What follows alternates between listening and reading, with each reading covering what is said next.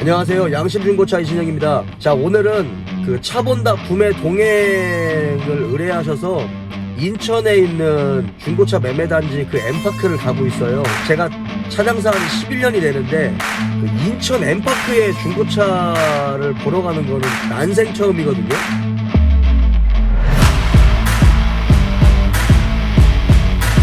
여러분도 아시겠지만 중고차로 그 장난을 가장 많이 치는 악명 높은 지역 중에 한 곳인데, 그 구독자님이 유튜브를 보고 중고차를 의뢰하셨어요. 중고차 가격도 거의 뭐 비슷하고요. 그 다음에 유튜브에 이게 얼굴을 내놓고 하시는 분이니까 아무래도 그런 부분에서는 장난을 치지는 않을 것 같아요. 그 차가 어떤 차인지 2020년식 K7 프리미어 LPG인데 옵션은 그렇게 뭐 좋은 옵션이 아니에요. 근데 이제 차 상태라든지 가격이나 이런 것들이 저한테 의뢰하신 고객님의 조건과 좀 맞았습니다. 그래서 그 의뢰자 분이 저한테 이제 차를 찾아서 연락을 주셨고, 저는 그 차가 어떤지 꼼꼼하게 한번 살펴보고 진행을 할 것 같아요. 지금 휴게소인데 잠시 후에 인천 엠파크에 가서 차를 보고 다시 여러분들하고 차 상태가 어떤지 여러분들에게 설명드리겠습니다.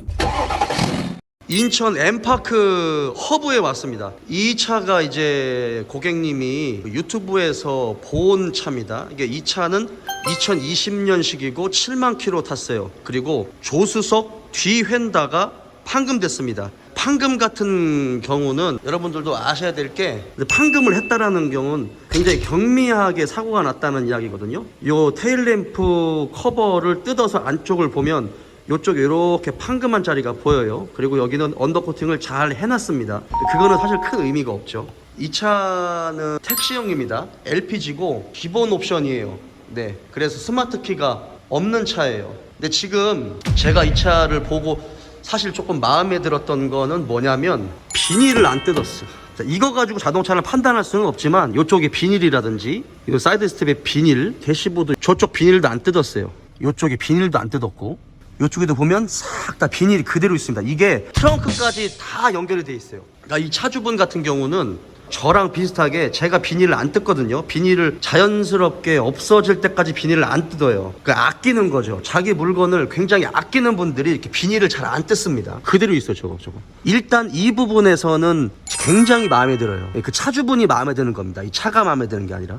제가 엠파크 허브에 와서 시운전을 하려고 했더니 시운전이 안 된대요. 중고차가 시운전 안 되는 게 어디 있습니까? 사실은 시운전을 하면 안 돼요. 근데 이제 위험 부담을 안고 시운전을 해야 되는데, 여기가 뭐 대한민국에서 그래도 악명 높은 지역 아닙니까? 도난이라든지 여러 사고가 있을까봐 굉장히 조심스러워 하시는 모양인데, 그래도 잘 말씀을 드려서 시운전을 하고요. 그 다음에 차량 하부를 무조건 봐야 됩니다. 그래서 이 원래 차주분한테 그 허락을 받아가지고 밑에 하부도 볼 생각입니다. 밑에 하부는 언더카바가 있어요. 그래서 언더카바 일부를 떼어내야 됩니다. 그래서 제가 있는 제 전용 공구를 다 가지고 왔어요. 이 차의 전체적인 부분을 다시 한번 여러분께 알려드리는 영상을 찍겠습니다.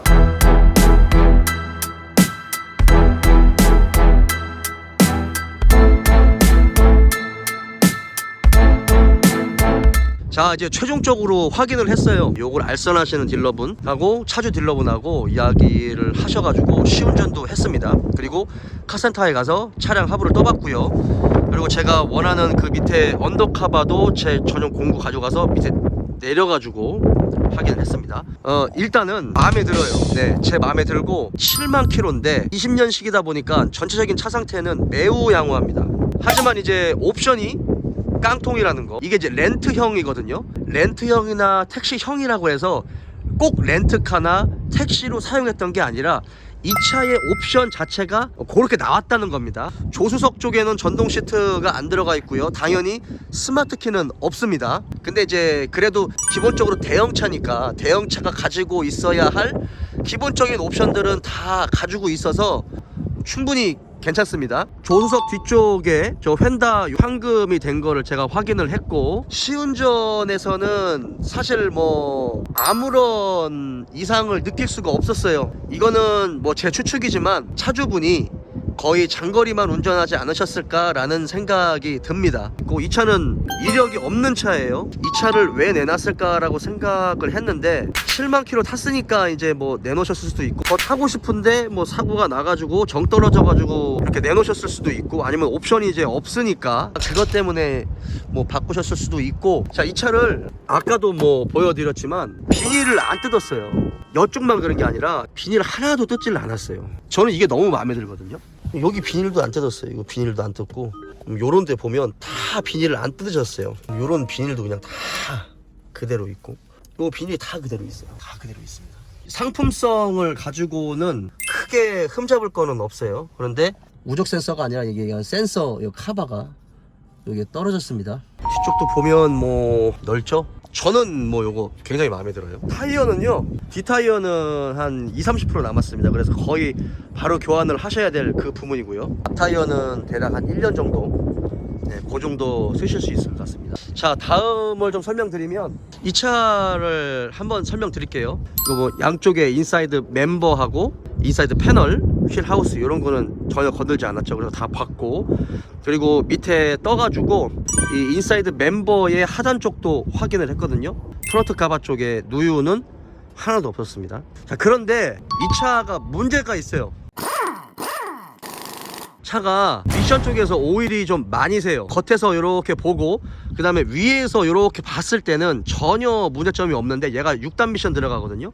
근데 밑에를 떠가지고 언더카바를 좀 내린 다음에 보니까 언더카바가 좀 젖어 있었어요, 미션 쪽에. 그래가지고 확인을 했더니 미션 오일이 아주 많이 샜습니다. 그 정도면 미세누유라고 하면 안 되고 누유라고 해야 될 정도로 오일이 샜어요. 근데 확인을 해봤는데 미션 오일 팬 쪽에서 새는 게 아니고, 그냥 짧은 제 판단으로는 미션 오일 드레인 코크 쪽에 오일이 좀 많이 묻어 있더라고요. 드레인 코크에서 간혹 가다가 풀리는 차들이 있어요. 그 코크 쪽에도 요 그 알루미늄 와샤가 들어가는데, 뭔가 이격이 좀 맞지 않으면 그쪽에서 오일이 새는 경우가 좀 종종 있습니다. 종종 있는데 오일이 좀 많이 새서 좀 살짝 좀 젖어 있었어요. 그래서 그게 살짝 좀 빈정이 상했습니다. 원래는 엔진 쪽에서 오일이 더 많이 새죠. 프론트 카바라든지 아니면 로코암 카바, 뭐 헤드 가스켓 쪽이라든지 하부 엔진 오일 팬이나 뭐 상부 엔진 오일 팬, 엔진 오일 필터 있죠. 필터 하우징 쪽에서도 오일이 셀 수 있는데, 그게 아니라 얘는 요 미션 밑에서 오일이 샜어요. 그래서 미션 오일 같은 경우는 진짜 20만 킬로 잘 타도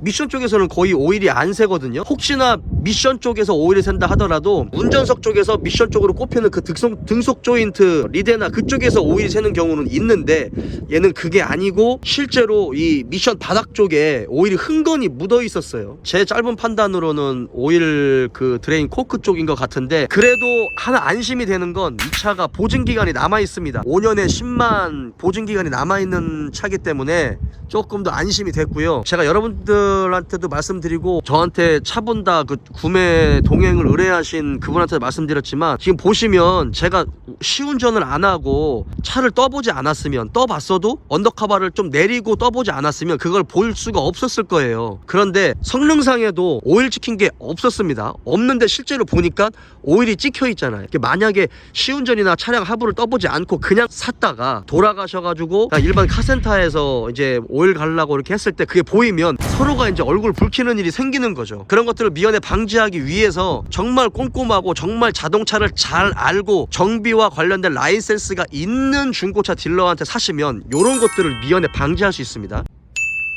만약에 보증기간이 없는 차에서 그 문제점이 있다라고 하면, 혹시 오일 드레인 코크에서 샜다라고 한다면 그거는 상관이 없어요. 잠그면 되니까. 근데 그게 아니고 다른 부분에서 오일 누유가 그렇게 많이 있다라고 하면, 그거는 이제 미션을 수리를 해야 되는 부분, 또는 엔진과 미션 사이에 있는 크랭크샤프트 리드나 쪽 있죠. 리드나 쪽에서 혹시 오일이 샌다라고 하면, 그것도 뭐 리드나가 비싸진 않지만 그래도 작업비가 30-40만원, 40-50만원 들어가는 거기 때문에 그런 부분들까지도 다 말씀을 드렸고, 다행히도 이 차는 보증기간이 있어서 무료로 그 부분을 수리를 받을 수 있다. 그 부분에 대해서는 굉장히 메리트가 있다라고 설명을 드렸습니다. 중고차는요, 여러분 3-4만 킬로밖에 안 되는데 막 질질 새는 차 있어요. 이 차 겉에서 보면은요 진짜 깨끗하고요, 말씀하신 대로 그 유튜브에 나와 있는 것처럼 제가 겉에만 보고도 야, 이 차 너무 좋은데요 라고 말할 정도로 마음에 들었어요. 근데 떠보니까 그런 문제점들이 있었죠. 자동차를 잘 알고 구조와 원리, 그 다음에 자동차 정비와 차체 수리나 이런 라이센스가 있는 사람한테 사시면 평상시에 다른 딜러분이 모르는 그런 디테일한 부분까지 들으실 수 있습니다. 근데 이 차를 까는 건 아니에요. 있는 그대로를 말씀드리는 거기 때문에 이 차가 만약에 보증기가 없었으면 이 차는 제가 사지 말라고 했었을 겁니다. 겉에는 와, 기가 막히게 깨끗해요. 실내가 뭐 비닐도 안 뜯고 진짜 너무 깨끗해요. 그거는 너무 마음에 들어요. 휠도 기스 전혀 없고요. 그리고 그 람다2 엔진이요, 내구성이 아주 좋다라고 말할 수는 없는데 그렇다고 또 내구성이 떨어진다라고 말할 수도 없어요. 택시에서 어느 정도 또 보증이 된 거기 때문에 엔진 오일 관리만 잘 하신다면 크게 문제가 되지는 않을 겁니다. 자, 오늘 K7 프리미어 2020년식 7만 킬로 렌트형 옵션입니다. 오늘 차 본다 구매 동행은 여기까지입니다.